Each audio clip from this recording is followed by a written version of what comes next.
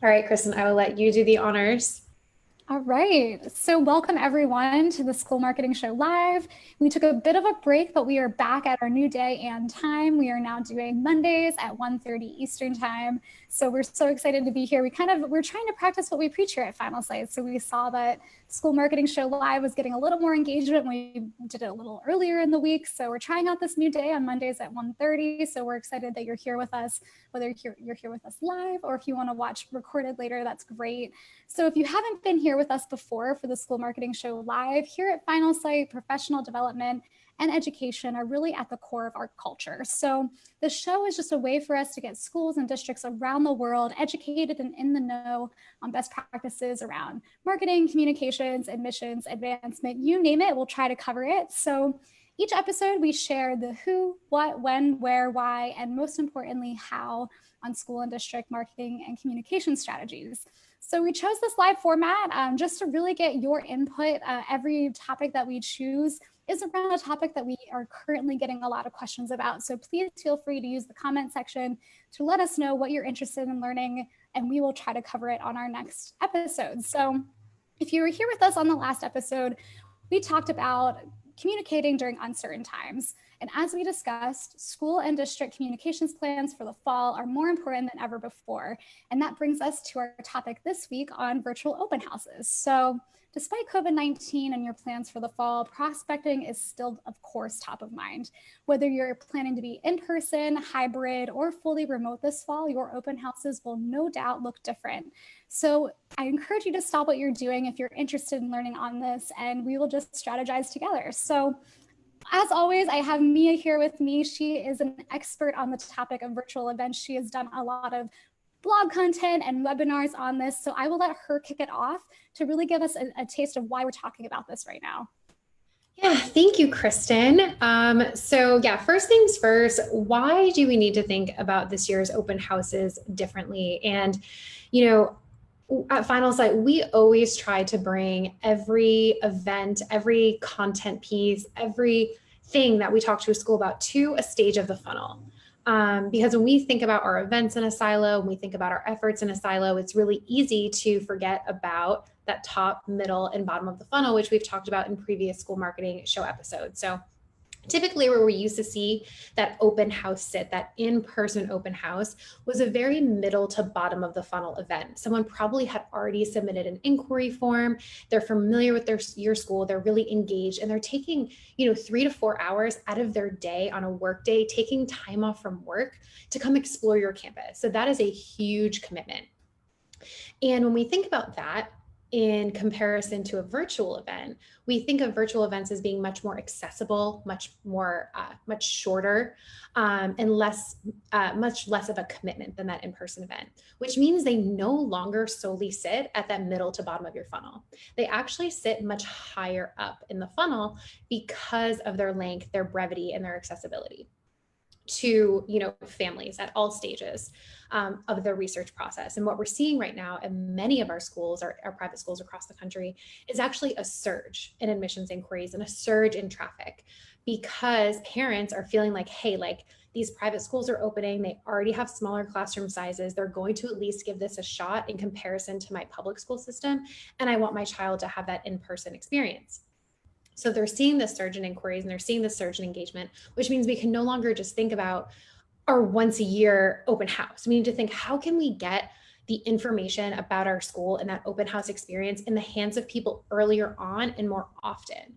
So, I've been having a lot of conversations with our schools via the summer camp networking sessions and just like in some one-on-one calls, especially as we gear up for our virtual admissions expert course in just a couple of weeks here.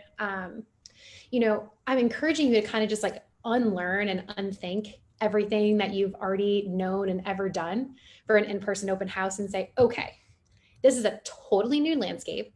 This is totally uncharted territories. We need to just like come up with something new, come up with something fresh. Like, we're not turning an in-person 1-day 4-hour event with 1,000 people into a virtual 1-day 4-hour event with 1,000 people. We might be hosting a weekly 30-minute virtual open house. Maybe we host a weekly panel discussion, a weekly Q&A. Maybe we have a monthly 90-minute event. but it's not going to look the same because the territory is not the same. You can't explore the same roads, or you can't explore different roads with the same map. Like we need to completely rewrite what we're doing here. So, I mean, that really comes, why are we thinking about this differently? Because we're in a different landscape. And I think that if you walk into the fall thinking, oh man, I'm never going to get 1,000 people to a 4-hour virtual event. Well, of course you're not going to. Like, no parent is going to sit in front of their computer for 4 hours while they watch some pre-recorded content from your head of school. So I think what we really need to do is say, how can we appeal to our audiences in the way that they like to consume content? And how do we use it to reach people earlier on in that admissions process, not when they're closer to making the decision, but much, much earlier on, to help fuel our funnel, especially if our school is not seeing that surge in inquiries like some of the schools that we're hearing from are. So from a high level, that kind of answers the why. But Kristen, most importantly, what format should these virtual open houses, virtual admissions events be taking place in?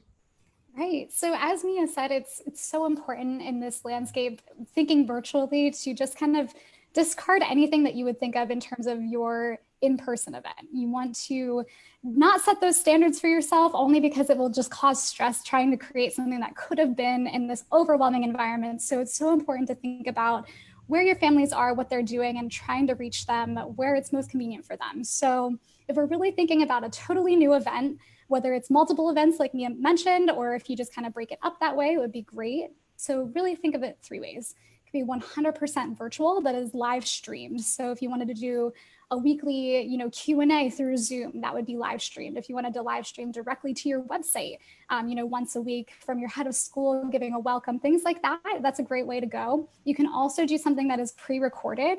I would say probably for this format, don't go 100% pre-recorded. It's really great to couple everything all together with some two-way communication. That's probably the most important piece of this, because your pre-recorded content, whether it's virtual tours around campus and videos of students, that's fantastic, and definitely utilize those. But make sure you're also offering a two-way communication in some sort of way across these events, just so that your families feel that human touch that they're not getting from those in-person events that you can offer in your virtual events. So pre-recorded content can really be anything you wish and can take on any form really. So from teachers introducing themselves to a welcome video from your head of school, pre-recorded content is really just a great way to save time and also really have top-notch quality. So we've seen that a lot with some schools that are already ahead a little bit, creating landing pages with some pre-recorded content.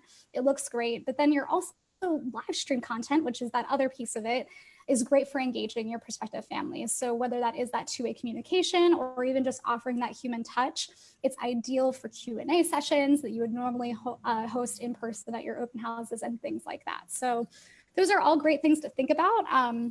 When you're thinking about where you're going to have it live, your open house experience could live on a single landing page where you offer that pre-recorded video content directly on the page, like I mentioned earlier. Or if you have a hybrid model, you can consider adding a Zoom link to join your live session directly on that landing page where your pre-recorded content is.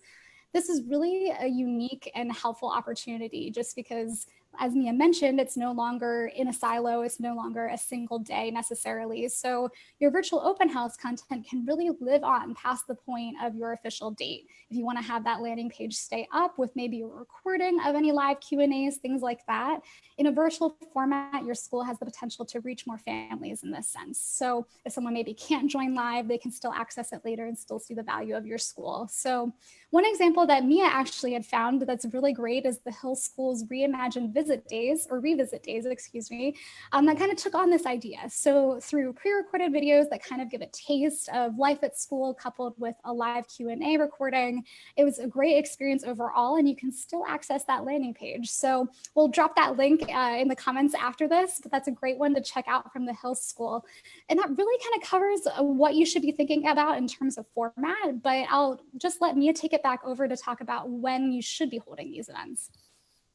Thanks, Kristen. Yeah, so again, kind of thinking back to, I think a lot of schools, they had 2 or 3 big fall open houses that probably drew hundreds and hundreds of people. And if you were to sit back and ask yourself, well, what's the goal of that event? In a lot of cases, it was just to get them to campus so they could see your campus. But there's so many other pivotal parts of that event that are really going to impact whether or not they choose to enroll at your school, such as engaging with your faculty, meeting with other students and getting to hear from them one-on-one about that experience. And those types of authentic conversations and interactions are going to be the absolute cornerstone of these virtual events, right? Because we no longer do have the opportunity to get them to campus. We need to rely on like the heart and soul of our campus, which is the people. And actually, in a virtual world, our people are more accessible than ever before. Prestigious alumni who could not come to an open house to speak, who are not there to answer questions, can now be on a pre-recorded Zoom interview that you post on your blog or you post on social media or you share on a landing page or, like one of those Reimagine Revisit pages that the Hill School did. So I find that the question of like when is kind of like this loaded question because I think it's really hard to say, well, you should host an event in September, October, and November, or like you should host something weekly, or you should host something bi-weekly, or host smaller events that lead up to a big event. I think you're going to have to do what you have the capacity to do and what is going to help at the end of the day, help you reach your goal, right? So if your goal is always like, we need 1,000 people at our in-person open house because it has a 60% conversion rate and we get 600 applicants and from there we get 125 enrolled students, fine. Your goal is 1,000 registrants. You're not going to get that in a single day event. So what is that going to take on? Is that going to be a weekly event, a bi-weekly event? Are you going to host some webinars that are like how to choose the right private school, considerations for choosing your private school? Can you offer something really, really at the top of the funnel to get people in your system earlier? At the end of the day, it's all about just getting that contact information so you can tell them your story and get them engaging with you. So I think when it's a heavy question because I don't think that there is the right answer. And I think with all of these best practices that we've been sharing and getting out there and telling, there is no best practice. Like this is our first time doing this across the board, right? But what we can say is, okay, we are in uncharted territories. We're in a totally different space right now. We're just going to try this for the month of September and see what happens. And if that works, let's duplicate it in October and November and keep doing it until we reach our goal. Maybe we try something in September and it's a total flop and we're like, okay, you want to know what? We're going to go back to like a one big virtual event and see what happens. I think we have to remember that everything is changing by the minute and we need to be prepared for that. I think that when I think of the workload and I think of ROI, I think that those smaller micro admission events that are maybe like an hour on a bi-weekly basis are going to help you get more bang for your buck, especially for parents who want to engage and ask questions. And for that, you can have some pre-recorded content so you're not duplicating your effort time and time again, but you're always going to have that live element that allows that piece of engagement. So I think you're going to have to do whatever works for you, whatever you have the capacity to do. But I think at the end of the day, question, Kristen, who they're reaching with these events is going to determine the success of them. So let's talk a little bit about that. Yeah, so when we're thinking of the who, obviously the easy answer is potential families, right? So you want to get potential families into your funnel to get them to your virtual open house, eventually enroll. So that's the easy answer. But we're thinking, like Mia had said, really with this inbound approach. So there are so many ways you can go about deciding who you should be reaching. So say, earlier Mia mentioned if you do something that's a little more top of the funnel, so maybe a webinar on, choosing a private school. If you get some contacts from that, that's a great audience to hit with some of your virtual open house type events that you would be giving, live Q&As, any opportunities like that. That's a great opportunity to do that. So consider that if you wanted to, and you should really, if you are going to have a more a larger virtual open house or something that is recurring, consider taking this inbound approach with where your potential families are spending most of their time, which is social media and they're online. So making sure that one, your landing page has good SEO if you are offering like a landing page experience on your website. Definitely on social media, consider maybe just boosting or even go fully into ads and a month out begin pushing that on Facebook. If it is a virtual open house, you can get very targeted in Facebook ads there with location, age, things like that. So you likely can hit your target audience directly in Facebook that way. And just really making sure that you're taking the time in advance to market this virtual format, to get on these channels and make sure that you get those families in the door. So after you consider, doing a Facebook ad, things like that. If you do have a webinar, like Mia had mentioned, hitting them then with an email confirmation, giving them the information they need, making sure that you're offering the most personalized experience possible without being in person is key here. So again, that two-way communication. So if you do have a form that families fill out to sign up for a virtual event of some sort, making sure that you're following up with emails before the event, giving them some more helpful information, and then following up after, which we'll get into here at the end of our discussion. That is the best way you can really nail down who you should be reaching. Definitely don't need to think high level in this case, which is really fortunate. Like Mia had mentioned, this can be those micro moments. So you can test out different things, see what maybe works. If you have one event in September, maybe try another one in October. You can see what audiences are working for you and how you garner those audiences. So really, again, thinking about the personal touch is so important. And I think that's probably the crux of everything we're speaking of here. So making sure that you're giving families that human experience. We've seen some schools create a custom landing page for parents to sign up for coffee chats, which again is like those little micro moments, maybe a Q&A with the athletics director, someone, anyone on your school's team that may be relevant to potential families. You should consider just playing around with and seeing how that works out for you and how you can really, get that audience nailed down for yourself. So that kind of leads into then where you should hold your virtual open houses. And there are so many options. I mean, obviously, since we've been very virtual for a while now, there are some great options. And even here at Finalsite, we've tried, different formats and we've kind of seen what could work. So first of all, Zoom, obviously, and Google Hangouts are both, very easy and affordable options for connecting your community when person-to-person interaction can't happen in person. So Zoom and Google Hangouts are a great option. A password protected landing page is fantastic. So if you are able to do that to house any pre-recorded content, like I had mentioned earlier, and then also maybe even live stream directly to that page, which we can get into, in a little bit. That's great. So a password protected landing page. Facebook groups are kind of one of my personal favorites getting into it. I love social media, and I think Facebook groups are a great way to reach these prospective families that are likely all on Facebook. We see with demographics. So you can, do a private Facebook group, split it up into rooms where you can hop on camera like we are today and have live Q&As directly in Facebook. Facebook groups are a great thing to try out and they are free. So recommend checking that out. And then if you are a Finalsite client, Finalsite live streaming by Local Live is a flexible and affordable option to have live streaming classroom sessions, sports, small in-person events if you do get into that a little further on.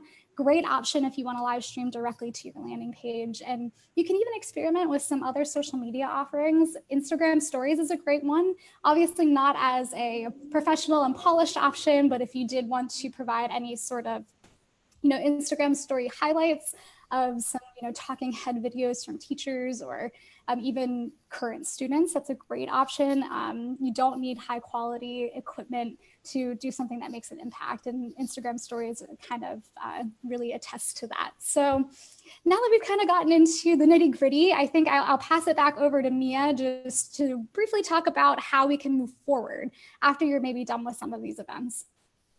Yeah, absolutely. And Kristen, there was something that you mentioned when you were talking about, who should we reach? And I know I had used the term micro events, but you went even smaller and you said micro moments. And I think we here at Finalsite are huge fans of repurposing everything that we do. And I think in the virtual world, there are a lot of micro moments that are happening. And I think we can also make a lot of moments happen intentionally, such as Q&As with an alumni, or like you said, a faculty member, a coach, student interviews, student testimonials. And I think whether or not you're hybrid or you're in person, or you're completely remote, whatever that might look like, all of those things that you're putting together for your open house or your virtual event can actually be used as you move forward when that admission event is over. Because all of this content that you're creating, like, again, it doesn't live in a silo. It lives as part of your marketing communications material that you can then put on a landing page, on a blog, in a follow-up email. So what's really important with any of these admission events is you really understand where it sits in the funnel. So a webinar about how to choose the right private school or safety precautions to be thinking about as you choose a private school, that sits really high at the top of the funnel. So the type of content that follows that is going to look a lot different than someone who attends a virtual open house that might be a little bit heftier, like, an hour to 90 minutes. And someone who attends a 20-minute Q&A session, the follow-up for that is going to look different than the person who attends the 90-minute event. So thinking about, okay, like what type of prospective family are we trying to reach with this piece of content? Where can we best project they are in the journey? And what content do we have to then share with them? Because like you said, Kristen, everything really has to be hyper personalized. For parents right now who might be scrambling to try and send their kid to a private school, they might just be sending out applications. And you really want to make sure that you are staying top of mind with content that they care about. So that means highlighting your faculty, highlighting your curriculum guide, highlighting what you're doing to make sure that students are safe on campus. So taking some of those key points that were always important at an open house and are now important or now also more important, such as safety that you're doing at your school, making sure that you have emails that have that content. In addition to emails, if you have a landing page on your website, you can also use that Facebook pixel to retarget prospective families on social media with some more content as well. So I think, there is a piece of this where it's like, okay, obviously once your open house is over, you can send a survey, you can send a follow-up email, but like it's so much more than that. It's about having a campaign in place that automates 3 or 4 emails to keep them engaged, to help them make that next step. It's about having a social media campaign that always makes sure your school is top of mind. And I think too, like going back to those micro events and the funnel and just kind of thinking about where these things sit, someone who attends a webinar or visits a landing page on your website about admissions is a great audience to market one of your virtual events to, or your ongoing virtual events. In week 1 of summer camp, if anyone watching here is attending summer camp, we talked about how important it is to think like a TV station. Like when I turn on the Food Network or I turn on HGTV, I know exactly what I'm going to get and when. It's predictable. And I really encourage you to think about your admissions season and your admissions events and all of your fall events in that exact same way. We're virtual. We might be in person. We might not be in person. There might be some type of hybrid, but all of that's kind of unknown. So what can we do that's predictable where at least they know like, okay, like this is where I go at this time and like this is what I'm going to get. And I think that also kind of makes the follow-up easier for you as well, because you're just going to have like this math equation where you're like, the event's this day, we send this 3 emails, we check our conversion rates, and then maybe we do a personal outreach to anyone who didn't convert at that point in time. So I think that there's a lot of different things that go into play there. But what we want to make sure doesn't happen is the event happens and then like, that's it. Like we wait for inquiries or we wait for applications. You kind of just always want that point of contact. Like you always want that connection. And I'm saying that, and I just can't help but think of the new Taylor Swift album and her song Invisible String. And I'm like thinking about how there's this invisible string tying together like that first touch all the way to the end. Like there should be something that connects them the entire time, from the first time that they connect with your school all the way to enrolling. Like just something, whether it's an email, an ongoing social media ad, just something that keeps them connected to you and your school and your brand at all times. There was no way I was going to make it through this episode without talking about that. I think it was perfect. So that's kind of our take on virtual admission events. And I think, Kristen, well, before we even did this episode, we did so much time talking about how like this isn't probably maybe what people expect to hear. Like maybe they expect to hear, okay, like this is what you should have at your 4-hour Friday virtual admission event. And like, that's not, I think like that'd be bad advice on our half, because I think it's really hard to keep people engaged for that amount of time. Especially just knowing like all the distractions that come from being at home. So like, we hope that we've inspired you to kind of think about your admissions events totally differently.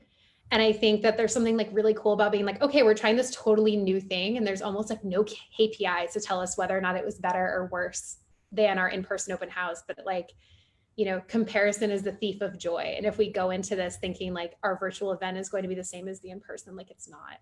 So I think just creating something totally new, like I'm curious to see if we'll even call them virtual open houses. Like what will we call them?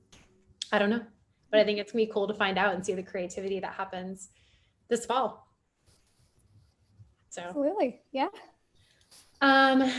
So closing it up, I believe our next episode will be in 2 weeks. So 2 Mondays from now, we have an awesome virtual admissions expert course. In the meantime, Kristen and I are so excited about that. It is completely booked up. It is our first expert course that we're hosting, and we try to offer like a more consultative approach. So keep an eye on our calendar for more of those. I know we have a social media one coming up, as well as an email one in the next few months. So we're really excited about being able to offer like this more hands-on approach to help you like actually execute your campaigns, not just tell you from a high level that, hey, this is what you should be doing. Like, let's do it together over the course of a day. So really excited about those opportunities. And then our next school marketing show live episode will actually be on fall advertising mistakes.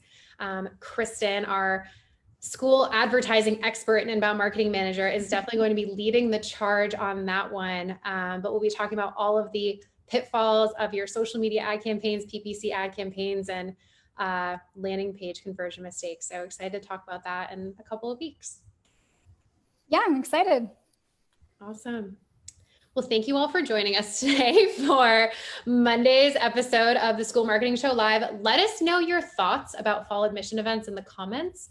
And tell us what you think your fall admission events are going to be like. We'd love to hear it, and we'd love to be inspired by everything that you're doing. Absolutely. Yeah. Thanks all for joining us. And I'm sure we will see you again on August 10th. Bye, everyone.